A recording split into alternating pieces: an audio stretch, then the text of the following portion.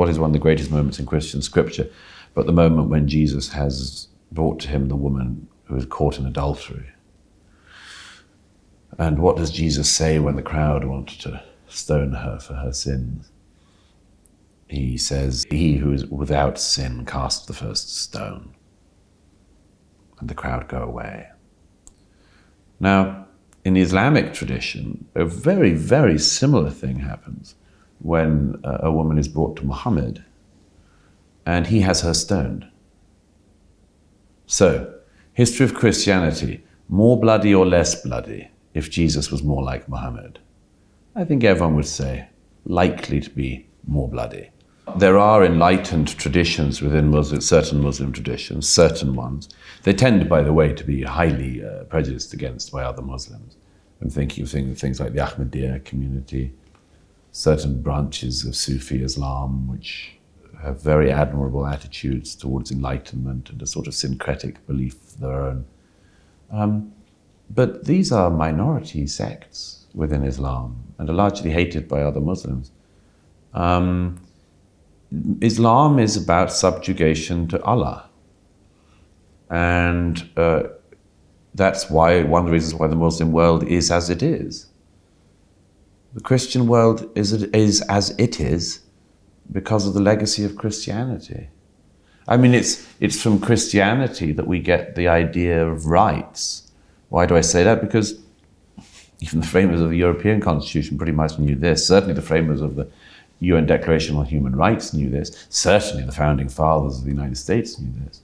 That the reason why all men are regarded as equal is because all of mankind is created equal by God.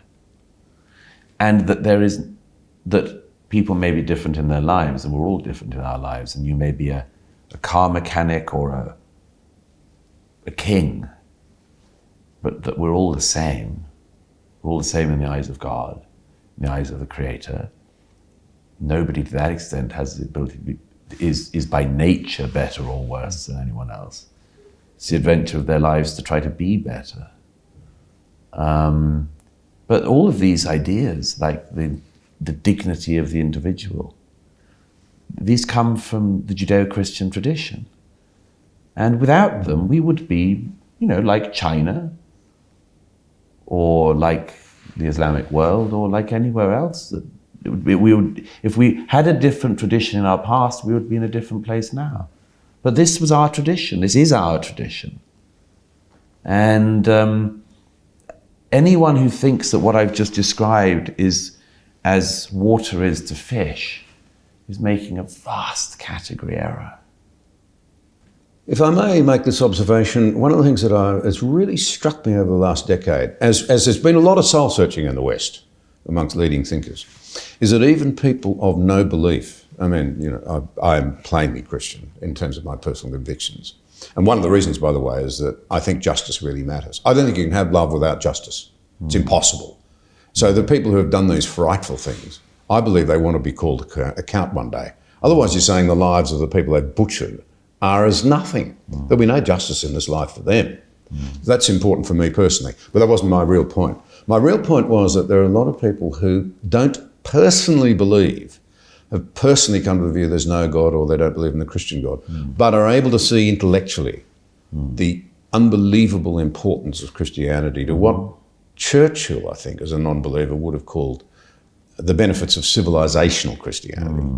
And that if we're not careful, if we continue denying that, we'll just be left with nothing, no wellspring, nothing to cling to, just narrow materialism. This idea that Western civilization is like a cut flower and you can look at it and enjoy it, but it's going to die. Yeah.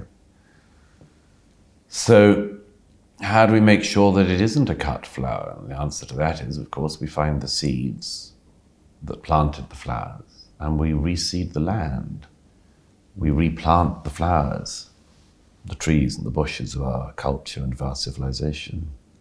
And that's what we should do. That will be part of the task ahead. And that doesn't mean the dogmatic re-Christianization, although some people might like to go that route, but it does mean a recognition of the wellsprings. And, without that, nothing good can come. Without that, we will simply be a flower that withers and dies.